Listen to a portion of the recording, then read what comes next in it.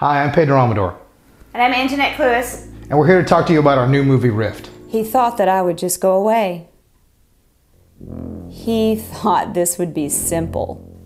It's moments like these you really find out who you are, what you're capable of. Earlier, I thought I was scared. Now, after what I've seen, what I've had to do, I'm not scared anymore. Not even close. Now, more than any other time of my life, I'm ready. So when that son of a bitch comes back to my house, only one of us is leaving. Okay, so me and Ashley Ray were sitting around one day and decided we wanted to just throw together this cool outline of what would be a cool horror film. There's been a lot of stuff out lately, and I don't know, this and that, and you think it could have been done better, or it could have been done differently, or didn't have enough of one element or too much of another, and something was lacking, and we thought, well, this would be what would be cool for us. And we kind of wrote out this outline of characters and all this crazy stuff, and kind of like a timeline of events and some, some death scenes and just all these little things that we thought would incorporate into this cool horror film. And I was left with this really cool outline, and I was like, oh, what am I going to do with this?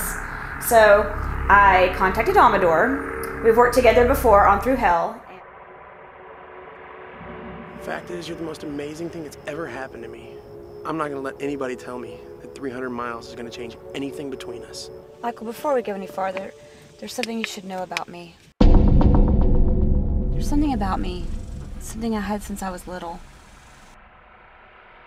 They started coming to me when I was 8, and they've been coming to me ever since. Who? And I said, here's what I have. I have this cool little outline. What do you think of this? Do you think you could make a story out of this? Because I'm not a writer. I can come up with crazy ideas all day long, but I couldn't make it come together to make sense, basically. So Amador took it and read it and wrote this crazy, amazing story. And I read it and I was like, oh my God, I was nowhere even near this. Like, this is just crazy. How did you come up with that? Well, the things I did is I took your story elements, and it was really helpful to actually talk to you about it, because there were some things that I sort of got the idea what she was trying to get across, but when I talked to her, like, it all became crystal clear. So I was able to sort of like, okay, like, here's the main purpose of the story. It's like trying to have an evening where you have these 4 women, and they're at this party, and like, it's a terrible night, so they're just flat out getting shit-faced.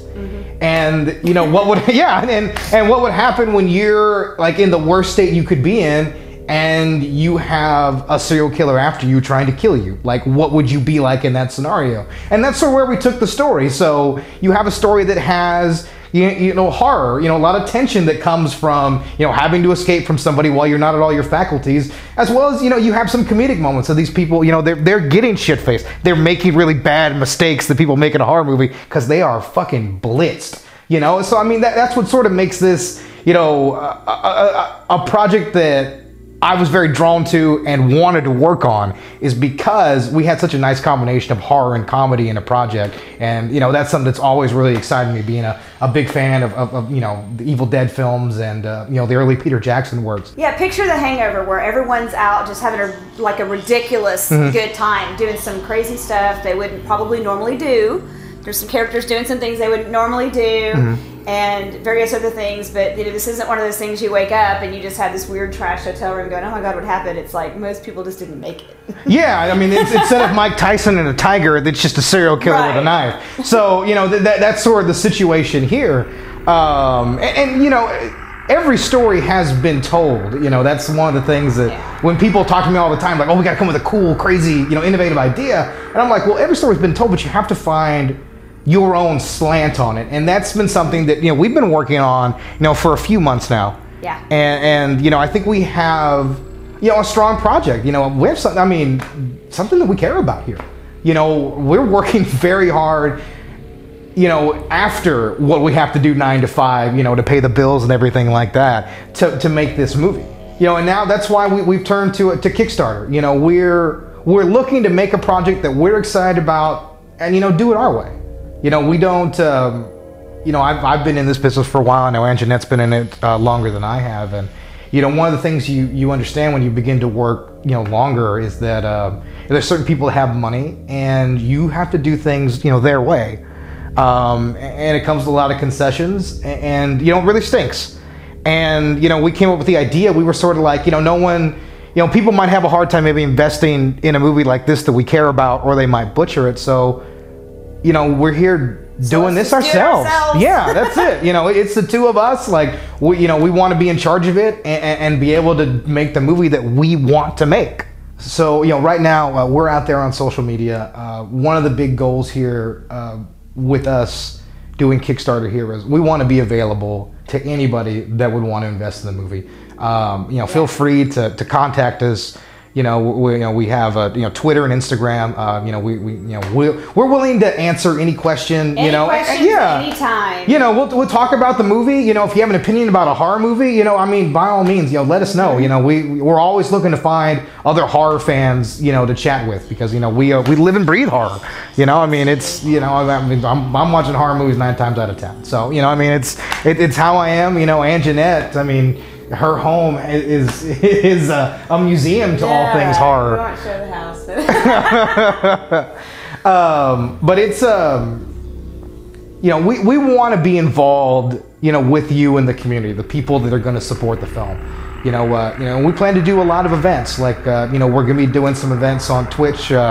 Anjanette, as big a horror person as she is, she's actually never really played a horror video game before. So I will be torturing her with probably Amnesia, maybe Alien Isolation. You know, and we'll have that on Twitch, and you know, we'll let everybody know about that to tune in and to watch Anjanette be horrified. Yeah. Something new. Yeah. Anyway, so follow us on Twitter, and tell them about our hashtag. The hashtag is Rift Movie. That'll connect you with everything that is Rift, and we want everybody out there to use it when they're talking about, you know, whatever we're doing. If you're donating, you're tweeting at us, you know, or you're watching one of the live streams we're doing, you know, by all means, use the hashtag Rift Movie. Yeah. Rift Movie. Yeah. So, you'll thank you for your support, and like. Oh, is that my phone ringing? I think it is. Yeah. Live and breathe horror. All right. Sorry about that. Live and breathe horror. But yeah, like I said, feel free to to get in contact with us. You got any questions? Like I said, you know, we're asking you to invest in the movie, so by all means, you know, we're reaching out to you. Suggestions, anything. Yeah, like I said, just contact us.